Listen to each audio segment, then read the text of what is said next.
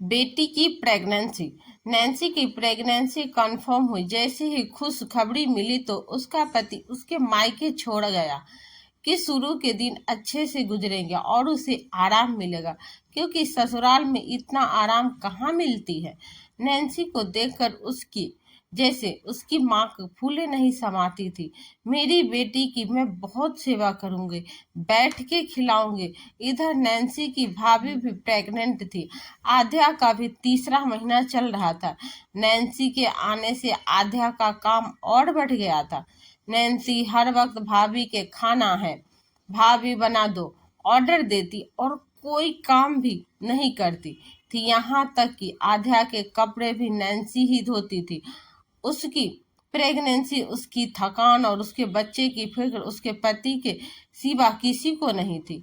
अजय ये सब देख रहा था कि कैसे मेरी पत्नी ऐसी हाल में दिन रात काम कर रही है, सेवा कर रही है।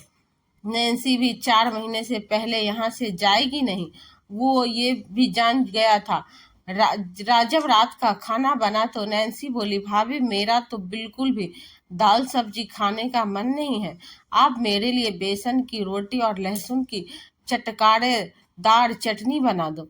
आध्या बोली, नैन्सी मैंने अभी पूरा खाना बनाया है, आज शाम यही खा लो, कल मैं बना दूंगी आपके लिए। इतने से सास बोली, दी मेरी बेटी यहाँ अपनी पसंद का खाने खाने आई है, आराम से रहने आई है, तुम्हारी ना सुनने नहीं आई। तब अजय बोला, आध्या ने अपने हिस्से का काम कर लिया है मम्मी, अब वो आराम करेगी, जाओ तुम आराम करो जाकर रूम में। आध्या चली गई। नैन्सी बोली, भैया आप तो भाभी के गुलाम बन गए, उनकी तरफदारी कर रहे हो अपने घर वालों के खिलाफ जाकर। अजय बोला, ठीक वैसे ही जैसे तुम्हारा पति तुम्हारा गुलाम बन गया, वो भी तुम्हें तुम्हारी जिद में अपने घर वालों के खिलाफ जाके यहाँ छोड़ गया 4 महीने के लिए।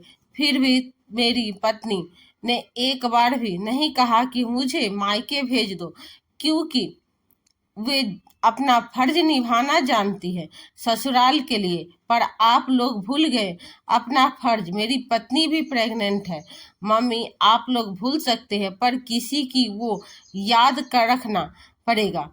अगर ऐसे ही चलता रहा तो मेरी पत्नी भी मायके चली जाएगी और मैं खुद ही छोड़कर नहीं जाऊंगा 4 महीने के लिए नहीं, पूरी डिलीवरी के बाद तक। और सास और ननद की उनकी गलती का एहसास हो गया।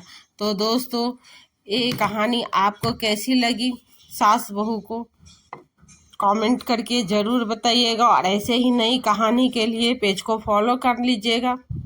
धन्यवाद।